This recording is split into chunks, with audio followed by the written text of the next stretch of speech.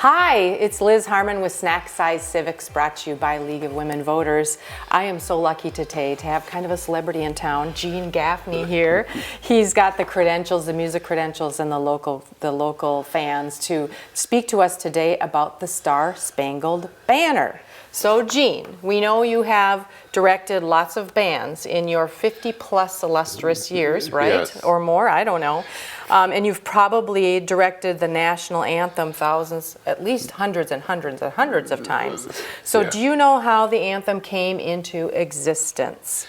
Well, 2 years into the War of 1812, the Battle of Baltimore, Francis Scott Key was an established lawyer and an amateur poet. He was taken under flag truce to the British flagship, where he successfully negotiated the release of an American physician. The physician was released, but Key was held guarded on a small boat in the harbor because he had overheard the British plans to bombard Fort McHenry. So he watched the 25-hour attack from a distance of less than 4 miles. So at daybreak, Key saw the lone U.S. flag still flying over Fort McHenry. He then penned the now famous words, "And the rocket's red glare, the bombs bursting in air, gave proof through the night that our flag was still there." Key was 35 years old when he wrote the Star Spangled Banner on September 14th, 1814. Wow. So it was a poet who wrote a poem, and then it became a song by Key, or Key was the poet? He was the poet. He was the poet, okay. Yes. So then how did that poem become a song? Well, the poem became well known and was eventually put to the tune of the Anacreon in Heaven. Key already had that melody in his mind when he wrote the poem. And the Anacreon Society was a group made up of amateur musicians. Within a week of the battle, the poem was printed under the title Defense of Fort McHenry. It was in the newspapers everywhere. Soon after, Thomas Carr of Carr Music in Baltimore published the poem along with the music, and he titled it The Star Spangled Banner. And that's the song we know today, as is? It is. Okay. So do you know the words of the original song? Was it a bar song or something, that song you were referencing?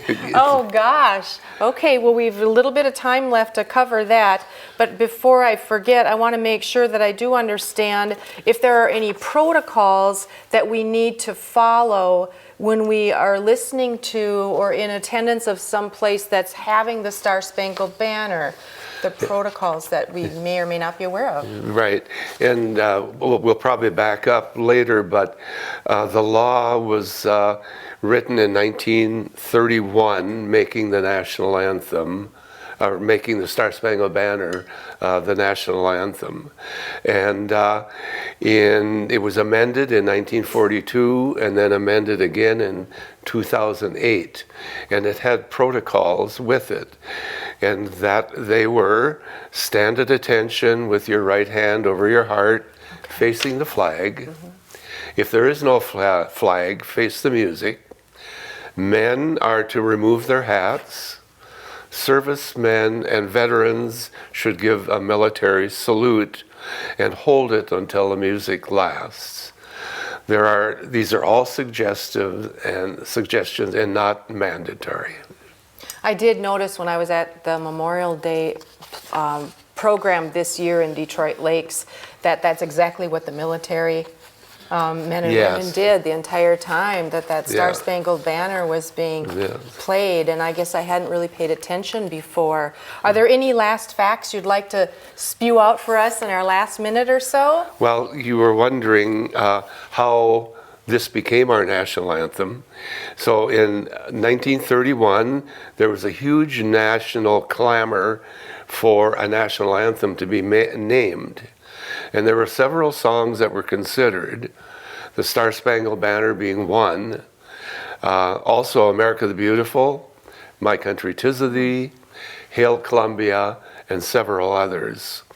Now, rumor has it that John Philip Sousa had a favorite, and he let everyone know his favorite.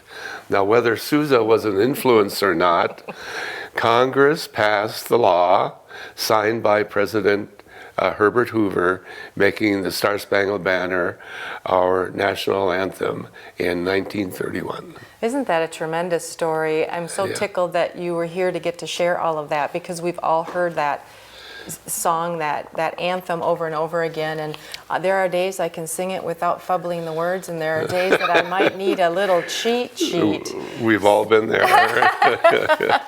Are you singing along when you direct a band? Yes. Oh, good for you. Yeah. Oh gosh, we're so grateful to have you today, Gene, to talk to us about the national anthem.